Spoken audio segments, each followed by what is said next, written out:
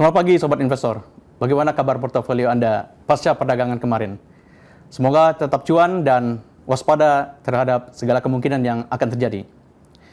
Sobat Investor, indeks harga saham gabungan atau IHSG pada Kamis 28 Agustus kemarin menghijau dan sempat menyentuh level 8 ribuan. Namun pada akhir perdagangan indeks ditutup di level 7.952,09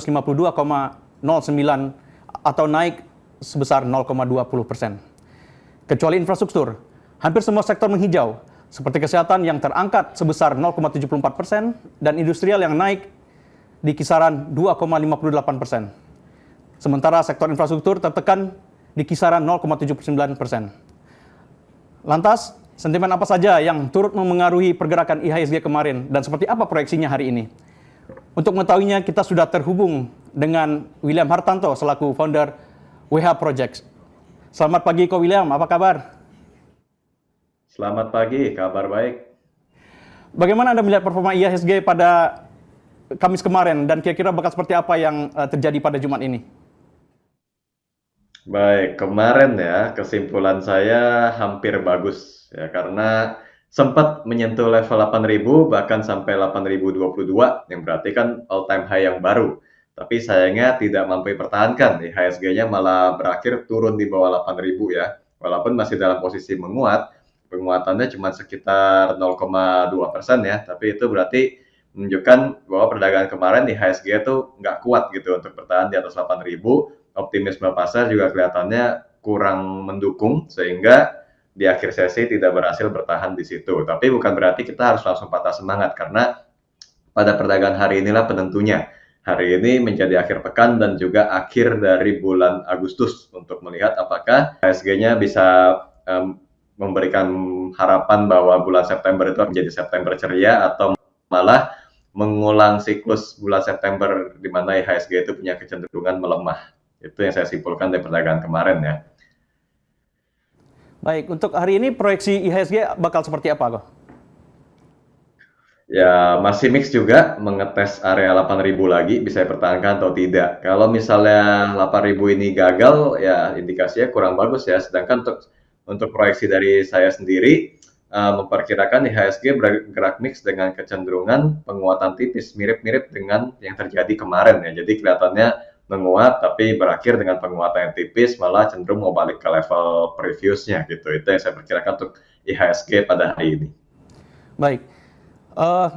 Pada 17 Agustus lalu kita juga sempat menyentuh 8.000 dan sekarang membuat rekor baru di all time high yang baru lagi. Ya. Kira-kira apa perbedaan dari pergerakan pada 17 Agustus dengan yang kemarin?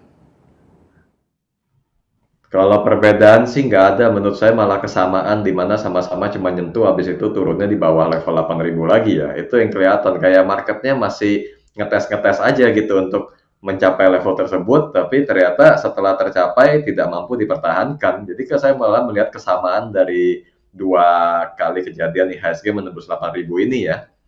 Kalau perbedaannya ya malah nggak terlalu kelihatan gitu, lebih kepada kayak market yang nggak kuat.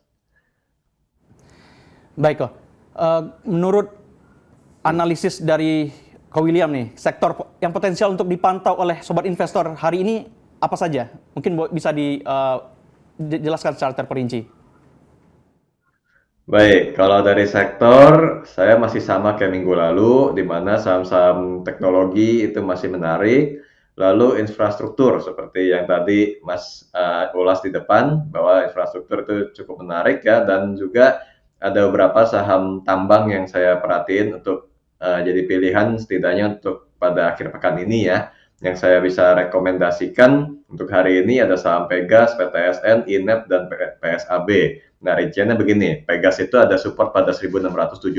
Jadi kalau misalnya dia masih bergerak menguat di atas 1670 ini, memang secara teknikal memungkinkan untuk di atas support, itu bisa direkomendasikan buy dengan target diestimasikan pada 1820 sampai dengan 1900. Lalu ada saham teknologinya ada PTSN dan INET. PTSN ini punya support pada 374 dengan estimasi penguatan pada 422 dan untuk INET support pada 252 dan rekomendasikan buy dengan estimasi target pada 282 sampai dengan 300. Lalu untuk saham energinya saya pilih PSAB, ya itu ada support pada 525. Pada perdagangan kemarin dia auto rejection, itu masih menarik. Dengan support pada 525, selama bertahan di atas itu bisa buy and hold dengan estimasi target pada 590.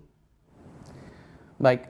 Ngomong-ngomong soal teknologi nih, pekan lalu Ya, sempat Ko William merekomendasikan salah satu saham teknologi yaitu Data, dan pada ya. kemarin itu dalam posisi masih di suspend.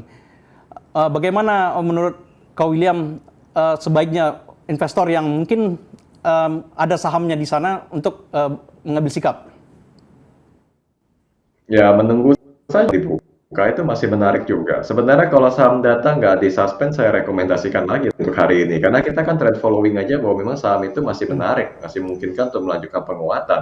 Cuma sayangnya karena lagi di-suspend, ya saran saya ditunggu aja. Memang karena suspend jadi ini kan sebagai antisipasi karena penguatannya terlalu liar kan, berhari-hari auto rejection atas, ya kalau di-suspend dalam bentuk disuruh istirahat dulu, ya saya kira nggak perlu diartikan sebagai sesuatu yang negatif, ditunggu aja sampai suspendnya terbuka kembali gitu kan. Untuk yang mau trading, nanti setelah suspendnya dibuka bisa ambil kesempatan, buat yang sudah punya ya keep aja terus selama trennya masih naik gitu. Kalau soal komoditas kok yang kemarin misalkan sempat juga disinggung soal sawit. Nah, kalau untuk pekan ini bagaimana performa saham-saham sawit? Masih bagus, tapi ada potensi profit taking. Jadi itu kenapa saya nggak rekomendasikan buy untuk hari ini, karena perkirakannya hari ini dan pekan depan mungkin lebih rawan profit taking ya, baik itu dari sektor sawitnya sendiri maupun secara keseluruhan dari IHSG. Seperti yang tadi kita bahas bahwa IHSG itu punya kecenderungan di bulan September mengalami pelemahan. Ya jelang akhir tahun sih biasanya nggak cuma September, tapi September dan November. Cuma karena kita kan sebentar lagi menghampiri bulan September, ya bulan September itu yang mesti lebih diwaspadai di awal gitu ya. Jadi menurut saya potensi profit taking cukup besar, baik dari hari ini maupun pekan depan, yang berarti awal pekan di bulan September itu. Jadi situlah potensi tekanan jual cukup besar, jadi mesti agak waspada. Mungkin beberapa saham yang masih memiliki tren yang kuat, solid, itu masih bisa jadi pilihan, tapi kalau yang sudah terlalu over ya penguatannya, profit taking, pengurangan secara bertahap itu lebih disarankan untuk dilakukan. Baik, terima kasih Pak William atas pemaparannya yang sangat menarik. Baik Sobat Investor, demikian Tiket Talk edisi hari ini. Semoga pemaparan dari analis kita tadi bisa menjadi rujukan atau referensi bagi Sobat Investor dalam mengambil sikap. Dan patut diingat bahwa setiap penjualan maupun pembelian saham sepenuhnya berada di tangan Sobat Investor. Salam cuan dan tetap semangat.